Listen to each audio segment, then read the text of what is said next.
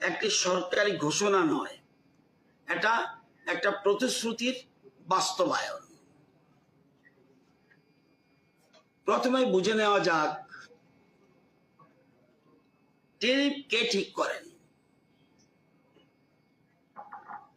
সাংবাদিক বন্ধুরা, শুরুতেই একটা বড় ভুল ধারণা ভেঙে দিতে চাই, কারণ এটা না বুঝলে আজকের ঘোষণার গুরুত্ব পুরোপুরি বোঝা যাবে না।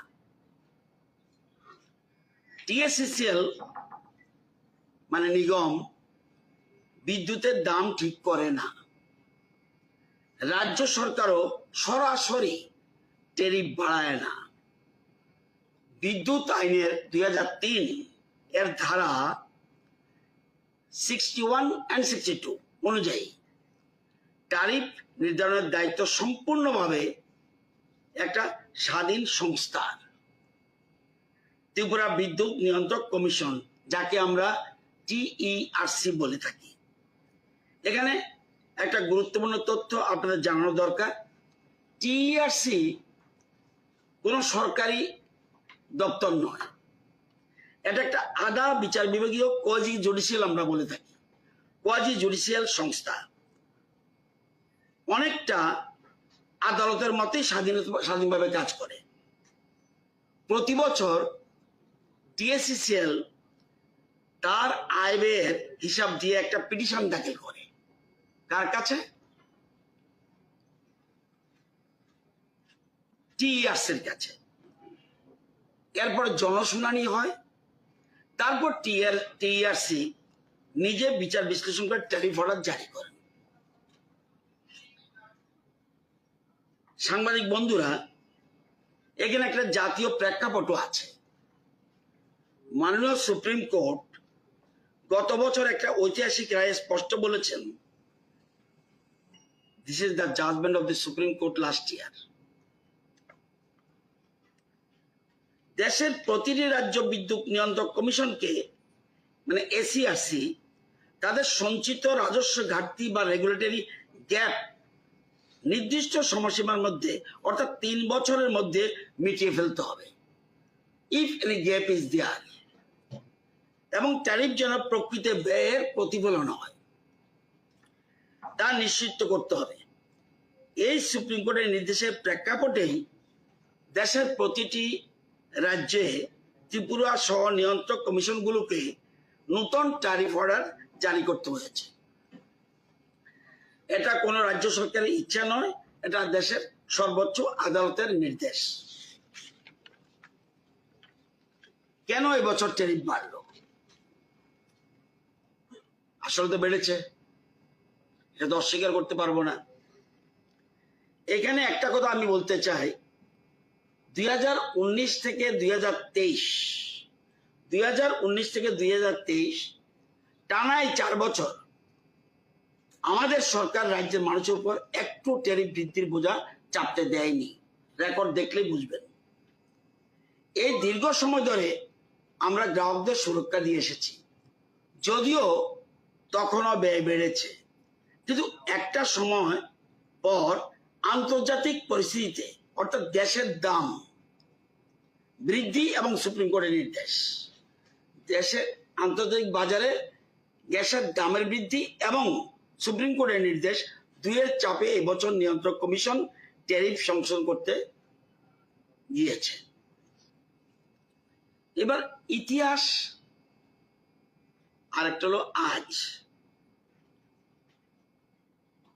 আমি আপনাদের সামনে বন্ধুরা একটা তথ্য দিতে চাই, কারণ তথ্যের চেয়ে বড় সত্য আর কিছু নয়। আজ আপনাদের দেখাতে চাই বামফ্রন্টের শেষ 8 বছর আর আমাদের বিজেপি সরকারের 8 বছর। এই দুটো চিত্র পাশাপাশি রাখলে ঠিক কি দেখা যায়? 8 বছর 8 বছর। বামফ্রন্ট আমলে ট্যারিফ বৃদ্ধির চিত্র, এই যে কপিটা আমি এটা আপনাদেরকে দেব। 10-11-তে ট্যারিফ বৃদ্ধি হয়েছে 62%। 62%। 12-13-তে 7.75%, 13-14-তে 40.45%, 14-15-তে 5.83%। এটা যোগ করলে 10-11 থেকে 17-18 এই যে 8 বছর ট্যারিফ বৃদ্ধি হয়েছে 116 অর্থাৎ 116.03%। অর্থাৎ বিদ্যুতের দাম কার্যত দ্বিগুণ হয়ে গিয়েছিল। আর আমাদের আমলে 18 থেকে 26-27 মানে এবছর এই 8 বছরে মোট বৃদ্ধি হয়েছে 40.42%। বামফ্রন্টের তুলনায় 2.5 ভাগেরও কম। আর 2020-21 সালে তো ট্যারিফ বাড়েনি, পুরো রেকর্ড দেবেন ইতিহাস, এই জন্য বলছে ইতিহাস এবং আজ, বরং রিবেট দিয়ে 2.34% কমানো হয়েছিল, যা রাজ্যের বিদ্যুৎ ইতিহাসে একটা বিরল ঘটনা। এটা ফ্যাক্ট। বামেদের আমলেও 10-11 সালে আন্তর্জাতিক বাজারে গ্যাসের ক্রয় মূল্য বৃদ্ধি হয়েছিল 179%। বাড়েনি ওই সময় আন্তর্জাতিক বাজারে, এটা আমি বলবো না, 179%, 179%। এর ফলস্বরূপ পূর্বেরকার সরকার 62% ট্যারিফ বৃদ্ধি করে, এবং আর যেখানে গ্যাসের ক্রয় মূল্য এবার হলো 179%, তাদের সময় 10-11-তে এই জন্য তারা বৃদ্ধি করেছিল 62%। এখন 22-23-এ কত বেড়েছিল? 196%। না, 22-23-এ একটা ফোঁটাও বাড়ায়নি, 196%। এবং আমরা কোনো ট্যারিফ বৃদ্ধি করিনি। হ্যাঁ, 23-24-এ কমিশন বিদ্যুৎ বিল বাড়াতে বাধ্য হয়েছে। সাংবাদিক বন্ধুরা, এটাই পার্থক্য। একটা সরকার শুধু ক্ষমতায় থাকে, আরেকটা সরকার মানুষের পাশে থাকে। আমরা দ্বিতীয়টা বেছে নিয়েছি।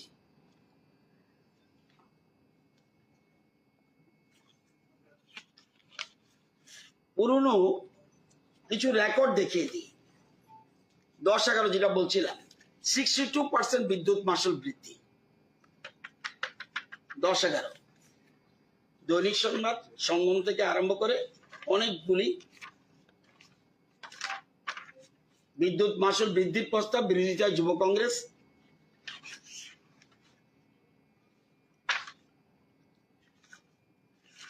অনেকগুলি। এবার আসুন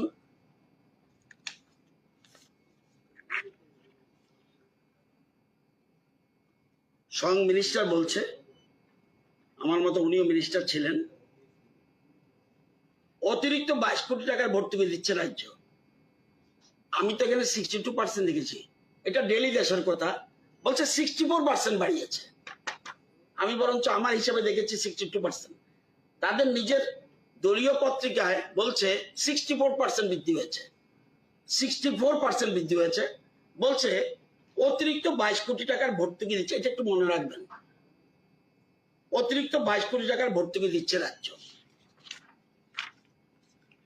উনি আবার বলছেন ডেলি দেশের কথা, প্রাকৃতিক গ্যাসের দাম কমিয়ে দিক, রাজ্য বিদ্যুতের বর্ধিত মূল্য কমিয়ে দেবে। এখন কি বিদ্যুতের আন্তর্জাতিক বাজারে গ্যাসের দাম কমেছে? কমেনি, বরঞ্চ বৃদ্ধি হয়েছে। শুধু এটা নয়,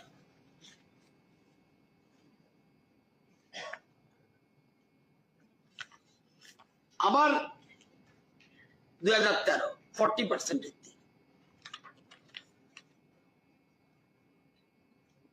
এটা তো বলছে মন্ত্রী নিজে বলছে। কাদেরকে উৎসাহিত করতে আমি জানি না। বিদ্যুৎ চুরি বন্ধ অসম্ভব, বাড়ানো হবে মাশুল।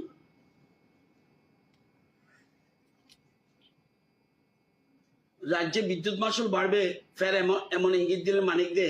রবিবার স্থানীয় টাউন হলে এক আলোচনা চক্রে উদ্যোগের ভাষ্যকে দেওয়ার সময় ইঙ্গিত দেন তিনি। বিদ্যুতের মন্ত্রী শ্রী দে বলেন, বিপজ্জনক পরিস্থিতি চলছে, রাজ্যের বিদ্যুতের নিগম পঙ্গু হবার উপক্রম হয়েছে।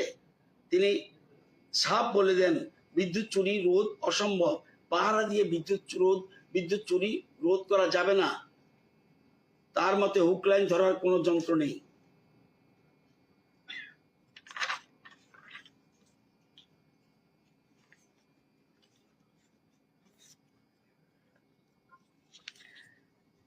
এটা আমি দুইটা উদাহরণ দিলাম। সম্মেলন করতে এসে ইতিহাসটা জানতে হবে, অতীত এবং বর্তমান, এটাকে বলে ইতিহাস। তো আমরা দুপুর 12টায় আকাশের দিকে তাকালে দেখা যাবে সূর্য আছে। রাত 12টায় আকাশের দিকে তাকালে দেখা যাবে সূর্য নেই। তার মানে কি সূর্য নেই? এই সত্যটা বুঝতে হবে। দিনের বেলা আকাশের দিকে তাকান, সূর্য দেখা যাবে। রাতের বেলা আকাশের দিকে তাকান দুপুর 12টায়, রাত 12টায়, সূর্য দেখা যাবে না। তার মানে কি সূর্য নেই? সূর্য আছে। এই সত্যটা বুঝতে হবে।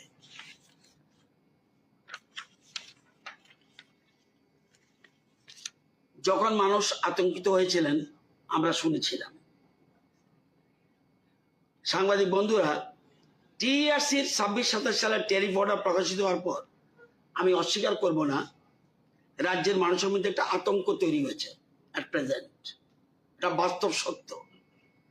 বিশেষ করে স্থায়ী মাসুলের, ফিক্সড চার্জের অংশ কোনো একটা দুই একটা পত্রিকা আমি দেখেছি খুব সুন্দর করে এক্সপ্লেন করেছে। ফিক্সড চার্জ ব্যাপারটা অস্বাভাবিকভাবে বেড়ে যাওয়ায় বহু পরিবার, বহু ছোট দোকানদার, বহু কৃষক উদ্বিগ্ন হয়ে পড়েছিলেন। আমরা সেই উদ্যোগ, সেই ফোন কল, সেই চিঠি সব পেয়েছি। আজ আমি এই সবাই খোলাখুলি স্বীকার করছি, সরকার মানুষের এই কষ্ট বুঝেছে। ফিক্সড চার্জ এই অস্বাভাবিক বৃদ্ধি আমরা অনুভব করেছি। আমরা সাইলেন্ট স্পেক্টাটর হয়ে বসে থাকিনি। আর এই উপলব্ধি থেকেই আমরা সিদ্ধান্ত নিয়েছি এই বাড়তি বোঝা আমরা রাজ্যের মানুষের কাঁধে থাকতে দেব না। আমরা এই বোঝা তুলে নেব সরকারের নিজের কাঁধে। সত্যি বলতে আমরা এই বেদনার কথা অনেক আগেই বুঝেছিলাম। আমরা আগের বেশ কয়েকটি সাক্ষাৎকারে, কয়েকটি জনসভায় আমি ইঙ্গিত দিয়েছিলাম সরকার একটা স্বস্তির পদক্ষেপ নিয়ে কাজ করছে। কিন্তু এ ধরনের একটা বড় আর্থিক সিদ্ধান্তের পেছনে অনেক কাগজপত্র, অনেক হিসাব নিকেশ, অনেক আইনি প্রক্রিয়া থাকে এবং সেই কাজ সম্পন্ন করতে কিছুটা সময় লেগেছে। কিন্তু আজ আমি গর্বের সঙ্গে বলতে পারি সে কাজ সম্পূর্ণ হয়েছে। একটা কথা মনে রাখতে হবে, রাজনীতি করতে হলে আদর্শবাদী ও বাস্তববাদী হতে হবে। শুধু আদর্শবাদী হলে হবে না, আদর্শবাদী ও বাস্তববাদী হতে হবে। পলিটিক্যাল এক্সপেরিয়েন্সিও থাকতে হবে, অর্থাৎ রাজনৈতিক ঔচিত্য থাকতে হবে, লাইন অফ অ্যাকশন থাকতে হবে, অর্থাৎ অনেক চিন্তা করে সিদ্ধান্ত নিতে হবে, অর্থাৎ যথাসময়ে সঠিক পদক্ষেপ। এটাই হলো পলিটিক্যাল এক্সপেরিয়েন্সি। আমি ইচ্ছা করলে ছুট করে সিদ্ধান্ত নেব, এটা হতে পারে না। কতগুলি নিয়ম কানুন রয়েছে। আজকে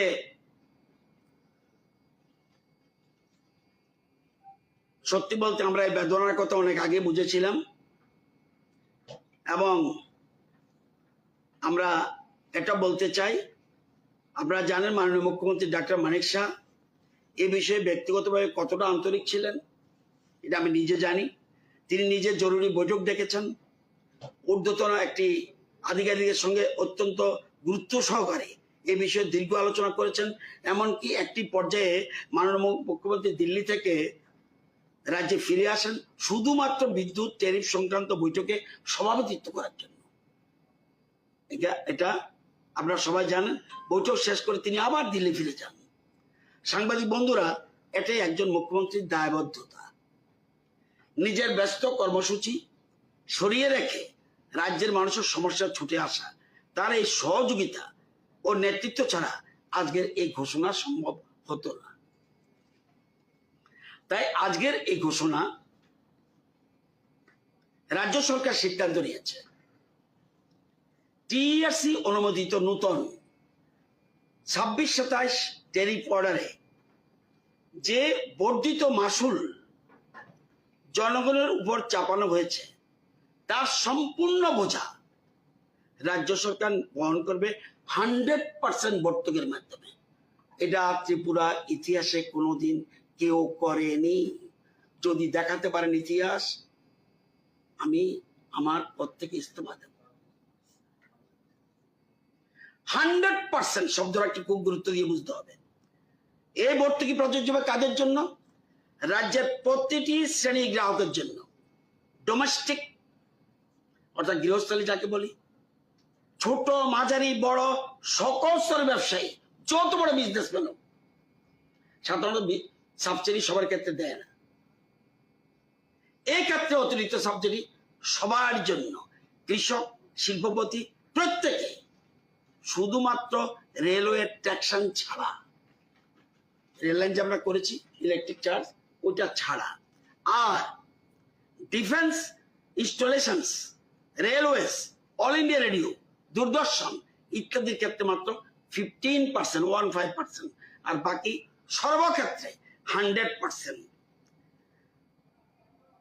সহজ কথায় বলি, আপনাদের বিলে ট্যারিফ বৃদ্ধির কারণে যে অতিরিক্ত বাড়তি টাকা, অতিরিক্ত বাড়তি যা টাকা যোগ হয়েছিল, তার আপনাকে দিতে হবে না।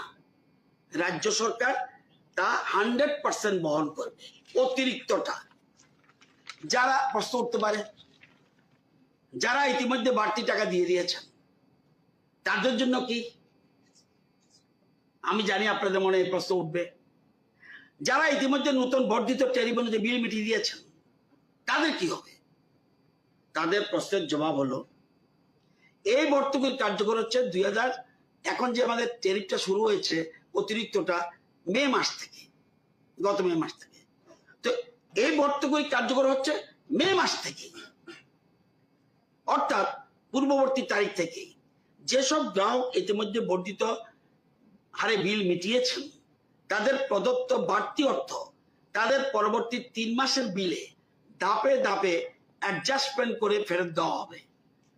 আগামী সেপ্টেম্বর, মানে এখন অগস্ট মাস চলছে, এই যে সেপ্টেম্বরের 1 তারিখ, তাহলে সেপ্টেম্বর, অক্টোবর, নভেম্বর, এই 3 মাসের গ্রাহকদের হাতে যে বিল পৌঁছাবে তাতে এই অ্যাডজাস্টমেন্ট প্রতিফলিত হবে।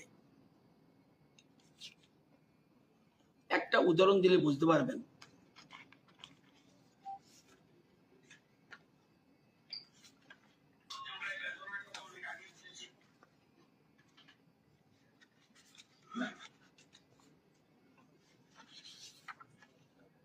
একটা বিল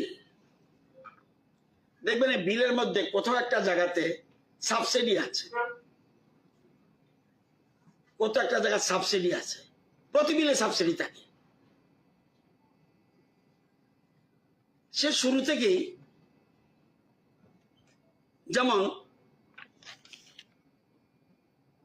সাবসিডির কথা পরে বলছি। এই যে বিলটা, এটার মধ্যে একটা জায়গাতে আছে, দেখুন 12 নম্বর জায়গাতে সাবসিডি আছে। তার মানে যেমন এই লোকটা সাবসিডি কত পেয়েছে? 79 টাকা 92 পয়সা। এবার 3টা জায়গায় সাবসিডি থাকবে। কথাটা, একটা জায়গায় সাবসিডি মানে বর্তমানে সাবসিডি যেটা চালু আছে, সরকার এখন সাবসিডি দিচ্ছে। তাও এটা বলে রাখি আপনাদের, সরকার, ত্রিপুরা বর্তমান সরকার সাবসিডি দিচ্ছে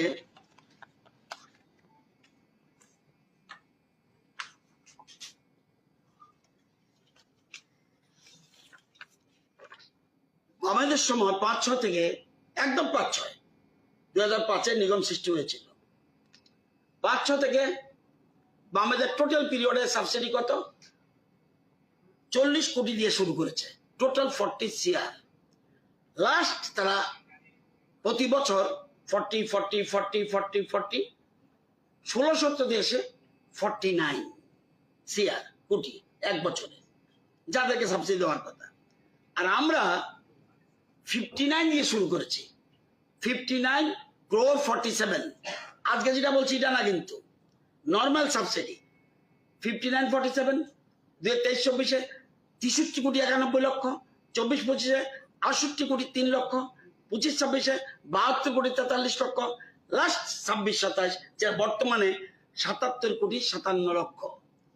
তার মানে সাবসিডি এখনো পাচ্ছে। তাহলে এই জিনিসই বলছিলাম, ওই যে বলতে পারেন এই কিভাবে অ্যাডজাস্ট করবেন। এই যে সাবসিডি একটা জায়গা আছে, সেপ্টেম্বরে বিলে দেখবেন 3 জায়গায় সাবসিডি থাকবে। এক, নর্মাল সাবসিডি যেটা দীর্ঘদিন ধরে চলে আসছে। দ্বিতীয় জায়গা থাকবে এডিশনাল সাবসিডি। এবার হলো আরেকটা সাবসিডি থাকবে, এরিয়া সাবসিডি। ওই যে বলবো 3 মাসে মিলাবে।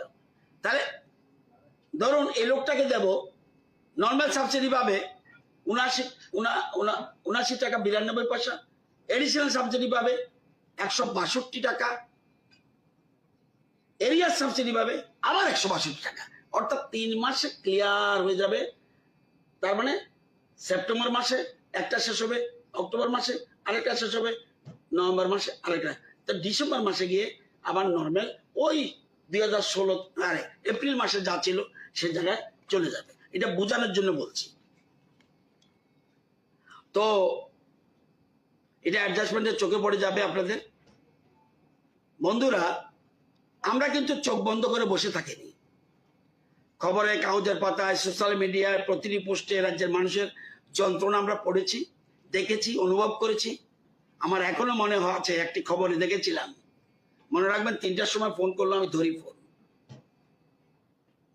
রাগ হই বাট ধরি ফোন। একটা খবরে দেখেছিলাম একটা রিক্সা চালক ভাই বিদ্যুৎ বিল হাতে কাউন্টারে দাঁড়িয়ে, আর তার চোখ দুটো ভেজা। এই ছবিটা আমরা ভুলতে পারিনি। আপনারা জানেন রাজনীতিতে এসেছে অনেক ছোট বয়স থেকে, রাস্তায় হেঁটে মানুষের পাশে থেকে। তাই জনগণের নারী স্পন্দন বুঝি, নতুবা এত বছর রাজনীতি করতে পারতাম না। অল্পতে বুঝে ফেলি what is the sentiment of the people. আজ এই সভা থেকে কথা দিচ্ছি, আপনারা যে বিশ্বাস, যে জনমত নিয়ে আমাদেরকে এই দায়িত্বে বসিয়েছেন, সেই বিশ্বাসের সঙ্গে কোনো অন্যতা হতে দেব না, ফলাফল যাই হোক। মাসের শেষে হিসাব কষে যারা বিদ্যুৎ বিল মেটান, যে কৃষক সেচের পাম্প চালানোর খরচ নিয়ে চিন্তিত থাকেন, যে ছোট দোকানদার প্রতি মাসে সংসারের হিসাব মেলাতে হিমশিম খান, তাদের প্রত্যেকের হাতে সেপ্টেম্বরে বিলে থাকবে একটা স্বস্তির বার্তা। এটাই এই সরকারের প্রতিশ্রুতি এবং আর এটাই তার বাস্তবায়ন। তাই আজকে শেষ কথা হলো, সাংবাদিক বন্ধুরা, রাজনীতি অনেক প্রতিশ্রুতি হয়, অনেক ঘোষণা হয়, কিন্তু আজকের এই ঘোষণা একটু আলাদা। এটা একটা সিদ্ধান্ত যা আজ থেকেই কার্যকর এবং যার সুফল আপনারা সামনের মাসে নিজেদের বিলে দেখতে পাবেন। রাজ্যের ইতিহাসে এই প্রথম কোন সরকার, একটি সরকার তার গ্রাহকদের 100% অর্থাৎ অতিরিক্ত সম্পূর্ণ বোঝা নিজের কাঁধে তুলে নিল। এটা কোনো সাধারণ প্রশাসনিক সিদ্ধান্ত নয়, এটা একটা বার্তা। এই সরকার সংখ্যার সরকার নয়, এই সরকার মানুষের সরকার। মাননীয় প্রধানমন্ত্রী শ্রী নরেন্দ্র মোদীজি সবকা সাথ সবকা বিকাশ এই মন্ত্রকে সামনে রেখে মাননীয় মুখ্যমন্ত্রী ডক্টর মানিক শাহের নেতৃত্বে গতকাল রাজ্য মন্ত্রিসভায়, এটা আমি ইচ্ছা করলেও পারি না, রাজ্য মন্ত্রিসভায় অতিরিক্ত বর্ধিত মাসুলের 100% সাবসিডি দেওয়ার সিদ্ধান্ত গ্রহণ করা হয়েছে। এই জন্য সরকারের তহবিল থেকে 77,57,00,000 টাকা ভর্তুকি ছাড়াও এই আরো অতিরিক্ত 117,13,00,000 টাকা ব্যয় হবে। এটা ত্রিপুরা রাজ্যের ইতিহাসে এই প্রথম 100% ভর্তুকি কোন ভারতবর্ষের কোন সরকার দিয়েছে বলে আমার অন্তত জানা নাই। এবং 77.57 প্লাস 117.13 অর্থাৎ টোটাল ভর্তুকি রাজ্যে এই বছর যাচ্ছে 194,70,00,000। এবং সাংবাদিক বন্ধুরা, আমরা আপনাদের মাধ্যমে রাজ্যের প্রতিটি করে একটাই বার্তা পৌঁছে দিতে চাই। আপনাদের কষ্ট আমরা শুনেছি, আপনাদের যন্ত্রণা আমরা বুঝেছি। আজ আমরা তার জবাব দিলাম, কথায় নয় সিদ্ধান্তে। সবাইকে ধন্যবাদ।